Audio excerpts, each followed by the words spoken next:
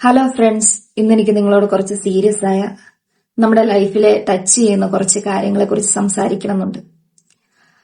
നമ്മൾ ചെറുപ്പം മുതൽ കേട്ട് വളരുന്ന ഒരു കാര്യമുണ്ട്, ദൈവത്തിന് നമ്മളെക്കുറിച്ച് വലിയ പദ്ധതികളുണ്ട്, പ്ലാനുകളുണ്ട്, അതനുസരിച്ച് കാര്യങ്ങൾ നടക്കുള്ളൂ എന്ന്. കേൾക്കുമ്പോൾ നല്ല പോസിറ്റിവിറ്റി ഒക്കെ തോന്നും അല്ലേ? പക്ഷെ സത്യം പറയട്ടെ, നമ്മൾ വിചാരിച്ചതുപോലെ അല്ലെങ്കിൽ ആഗ്രഹിച്ചതുപോലെ കാര്യങ്ങൾ നടക്കാതെ വരുമ്പം നമുക്ക് ഈ ദൈവിക പദ്ധതിയെക്കുറിച്ചൊന്നും ഓർത്തിരിക്കാൻ പറ്റില്ല. സത്യമല്ലേ? നമ്മൾ ഒരു കാര്യം അത്രയധികം ആഗ്രഹിച്ച് രാത്രിയും പകലും കഷ്ടപ്പെട്ട് നമ്മുടെ എനർജി മുഴുവൻ കൊടുത്തിട്ടായിരിക്കും മുന്നോട്ട് പോകുന്നത്. പക്ഷെ പെട്ടെന്നായിരിക്കും എല്ലാം തകർന്നടിയുന്നത്. ആ ഒരു നിമിഷം ഉണ്ടല്ലോ, മനസ്സാകെ തകർന്നു പോകുന്ന അവസ്ഥ. ആ സമയത്ത് നമുക്ക് ദേഷ്യം വരും, സങ്കടം വരും. എന്തിനാ ദൈവം എന്നോട് മാത്രം ഇങ്ങനെയൊക്കെ ചെയ്തതെന്ന് നമ്മൾ ഇടയ്ക്ക് ചോദിച്ചു പോകും. ഞാനും അങ്ങനെ തന്നെയാ. ഒരു പ്രശ്നം വരുമ്പോ ആദ്യം ദൈവത്തോട് പരാതി പറയുന്ന ആളാ ഞാൻ എന്ത് തെറ്റാണ് ചെയ്തത്, എനിക്ക് മാത്രം എന്താ ഇങ്ങനെയെന്നൊക്കെ ചോദിക്കുന്നത് ശരിക്കും നമ്മുടെ ഉള്ളിലെ ആ വേദന കൊണ്ട്. അത് സ്വാഭാവികമാണ്, നമ്മൾ റോബോട്ടുകളൊന്നും അല്ലല്ലോ. പക്ഷെ ആ സങ്കടമൊക്കെ ഒന്ന് അടങ്ങിക്കഴിയുമ്പോൾ നമ്മൾ സമാധാനമായിട്ടൊന്ന് ആലോചിച്ച് നോക്കണം. ഈ വലിയ ഡിസപ്പോയിന്റ്മെന്റ്സിന്റെ ഒക്കെ പിന്നില് വലിയൊരു ലക്ഷ്യം ഉണ്ടെങ്കിലോ, നമ്മളൊരു വലിയ തിരിച്ചടി എന്ന് വിളിക്കുന്നത് സത്യത്തിൽ നമ്മളെ അടുത്ത ലെവലിലേക്ക് എത്തിക്കാനുള്ള ഒരു തയ്യാറെടുപ്പാണെങ്കിലോ. ഉദാഹരണത്തിന് ഒരു പോരാളിയുടെ കാര്യം എടുക്കുകയാണെങ്കിൽ, അയാൾ യുദ്ധക്കളത്തിൽ പോയി വലിയ വലിയ വിജയങ്ങൾ നേടുന്നതിന് മുമ്പ് എത്ര കഠിനമായ ട്രെയിനിങ്ങിലൂടെ ആയിരിക്കും കടന്നുപോയിക്കൊണ്ടിരുന്നത്.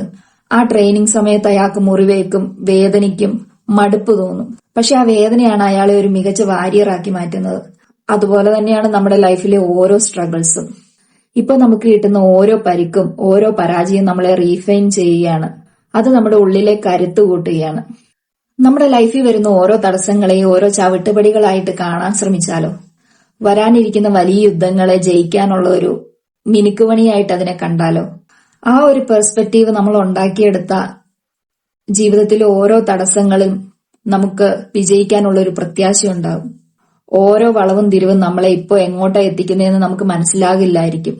പക്ഷെ ആ യാത്രയിൽ ഒരു ഡിവൈൻ ആയിട്ടുള്ള സ്ട്രാറ്റജി നമ്മുടെ കൂടെ ഉണ്ടെന്ന് നമുക്ക് വിശ്വസിക്കാൻ ശ്രമിക്കാം. ചിലപ്പോൾ നമ്മൾ ഒരു വാതിൽക്കൽ തന്നെ ഇങ്ങനെ മുട്ടിക്കൊണ്ടിരിക്കും. അത് തോർക്കുന്നില്ലെന്ന് കണ്ടിട്ട് നമുക്ക് സങ്കടം വരും, വാശി പിടിക്കും. പക്ഷെ ദൈവം ആ വാതിൽ അടച്ചു വെച്ചിരിക്കുന്നത് അതിനേക്കാൾ വലിയൊരു കൊട്ടാരം നമുക്ക് മുമ്പിൽ തുറന്നു തരാൻ വേണ്ടിയിട്ടായിരിക്കും.